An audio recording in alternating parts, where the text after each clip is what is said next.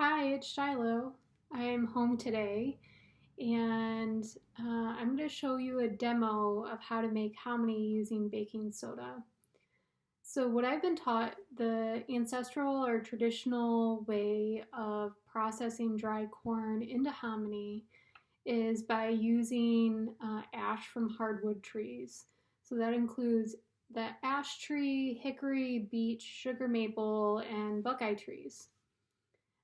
But where I live, I typically don't have access to those particular hardwoods. And I also don't have a space to burn them down into culinary ash that I need to do this.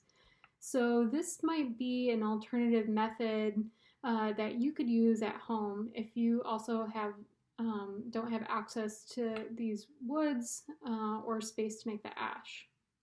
But before we jump into the demo, I thought it might be helpful to first define what hominy is, uh, briefly go over the different types of corn, and then also briefly talk about why would we want to process dry corn this way.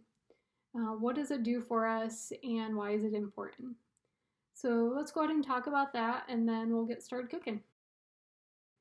What is hominy? Hominy is when you take dry corn like flint dent popcorn varieties and mix it with wood ash from hardwood trees or another alkaline solution like baking soda, lime, or kale. Hominy, or nixtamal in Mexico, is the end product of this process.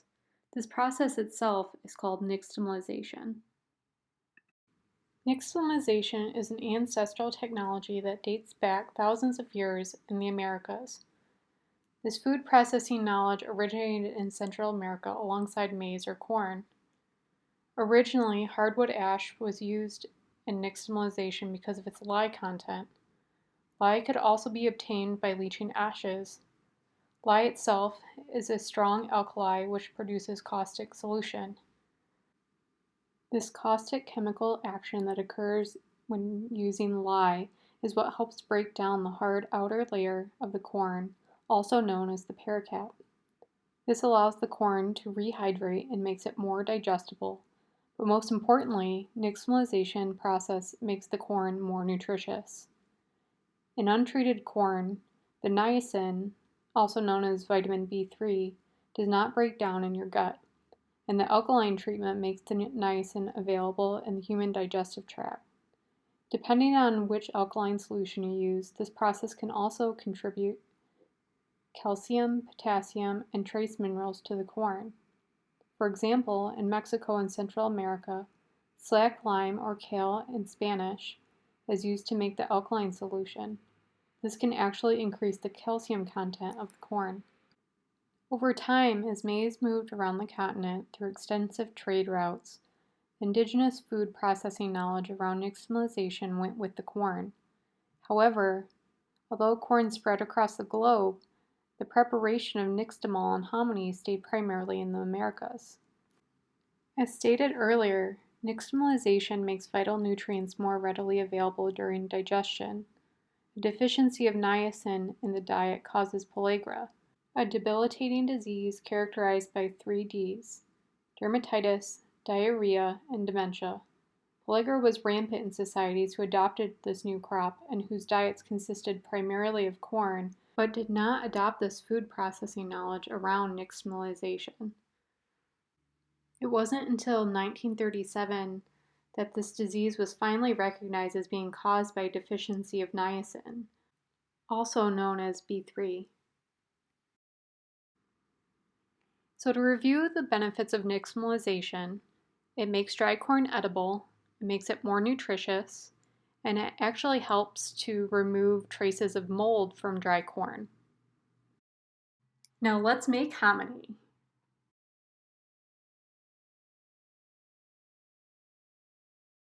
We will need the following supplies: dry corn, baking soda, water, a non-reactive pot, spoon, and colander. When it comes to corn, any type of corn can be made into nixtamal. However, flint, dent, and popcorn varieties have a bit more bite to the kernel. Here you can see a couple of the different types of corn that I have at home. This is the Cherokee White Eagle corn that we grew in the garden last year at the Sacred Roots Garden. If you see on the edge here at the end, has a little indentation. That's how you know that it's a dent corn variety.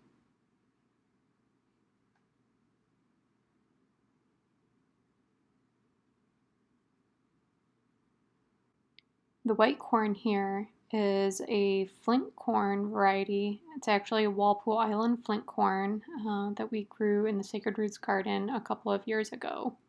Very similar, also really hard corn variety. Can be made into cornmeal and flour or hominy. And then this is a strawberry popcorn that we grew 2 years ago in the Sacred Roots Garden. You can see how small the kernels are. And then in this little container is actually some sweet corn that I roasted over a fire and then cut off the cob and dehydrated. It has a really nice smoky flavor. But today we're going to be using this Cherokee White Eagle corn, the blue corn.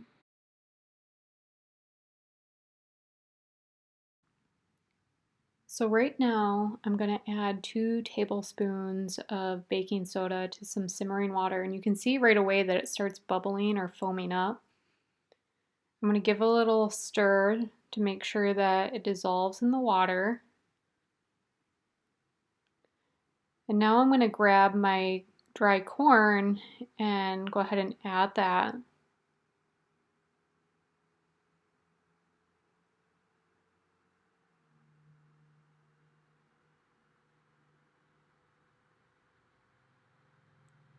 I'm going to go ahead and stir that really well to make sure that the solution gets mixed around the corn really well.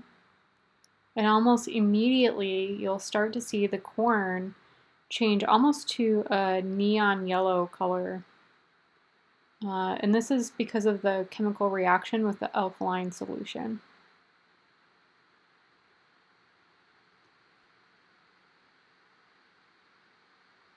So stir this a little bit more, and then I'm going to let this simmer for about 20 minutes and then turn it off.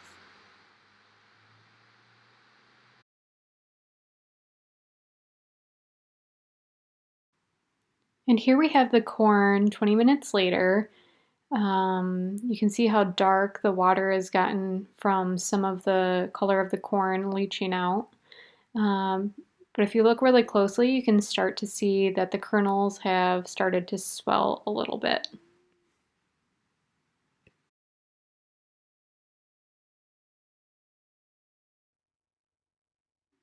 Now I'm going to cover it and let it sit overnight.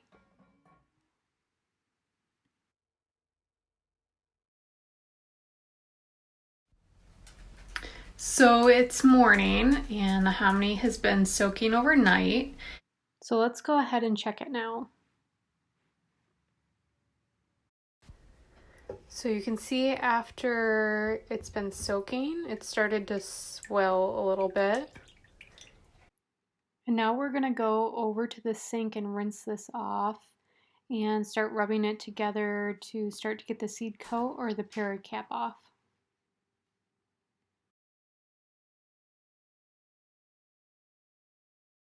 So as you're doing your initial rinse, you'll either want to be really careful, or here I'm actually wearing a pair of food grade gloves to protect my skin against the alkaline solution. So get all the corn out and then give it a really good rinse.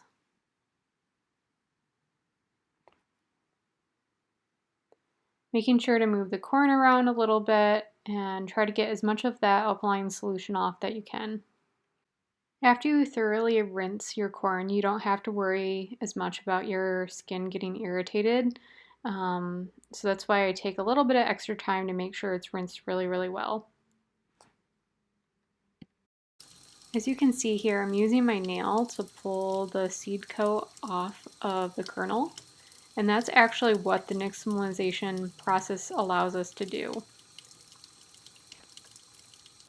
Now, with the corn kind of soaking in water, I'm going to rub the corn together through my hands several times, and the friction helps to get the seed coats off of the kernels. You'll start to see they're starting to slough off a little bit. And you just keep doing this several times, changing your water out until the water runs clean. For me, this process took about 45 minutes to really get the kernels really clean and the water clean. So you can see here how dirty it still is, so I have to do it another time until it comes out clean.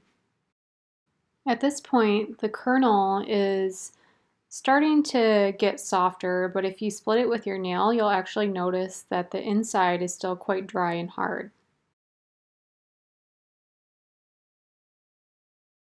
So what I'm going to do now is bring the corn back up to a gentle boil. You don't want to boil it too hard or you might have a burned or off taste afterwards. But we're going to let this boil for 2 to 4 hours until the kernel is soft and the inside is no longer white and dry when you press through with your fingernail.